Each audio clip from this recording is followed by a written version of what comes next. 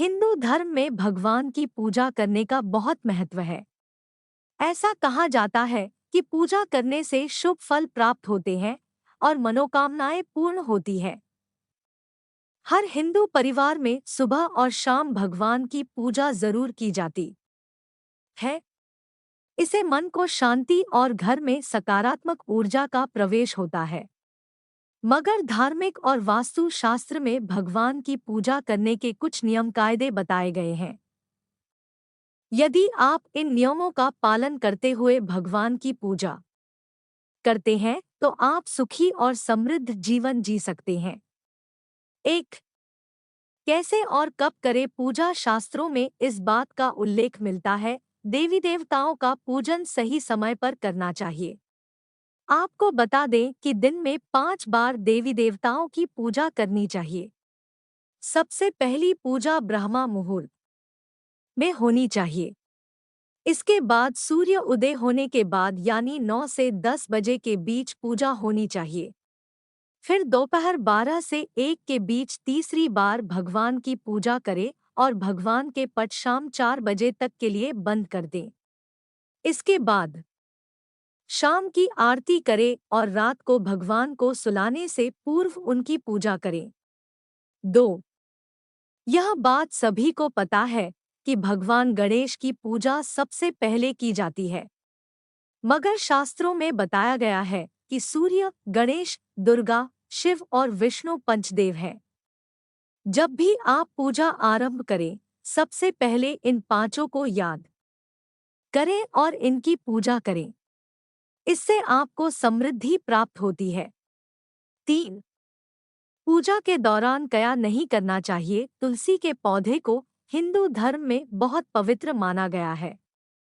ऐसी मान्यता है कि भगवान को भोग चढ़ाते वक्त तुलसी की पत्ती उसमें जरूर डालनी चाहिए, तब ही भगवान भोग ग्रहण करते हैं।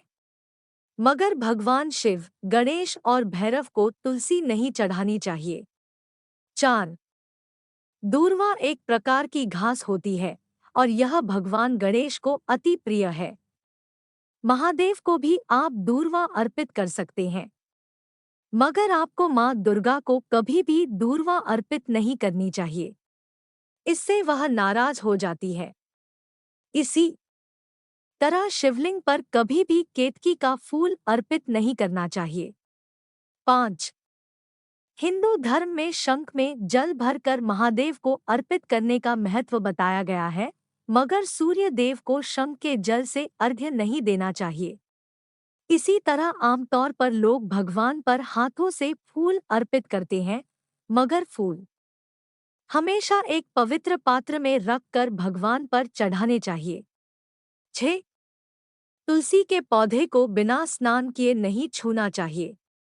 तुलसी को देवी राधा का स्वरूप माना गया है और देवी राधा माता लक्ष्मी का स्वरूप है। इतना ही नहीं, रविवार, एकादशी, द्वादशी, संक्रांति तथा शाम के वक्त तुलसी के पत्ते नहीं तोड़ने चाहिए। ऐसा करने से देवी लक्ष्मी आपसे नाराज हो सकती है और आपको आर्थिक संकट से गुजरना पड़ सकता है। 7, गंगाजल को हिंदू धर्म में पवित्र माना गया है और भगवान की पूजा के दौरान इसका इस्तेमाल अनिवार्य होता है। इसलिए गंगाजल को हमेशा तांबे के बर्तन में रखना चाहिए।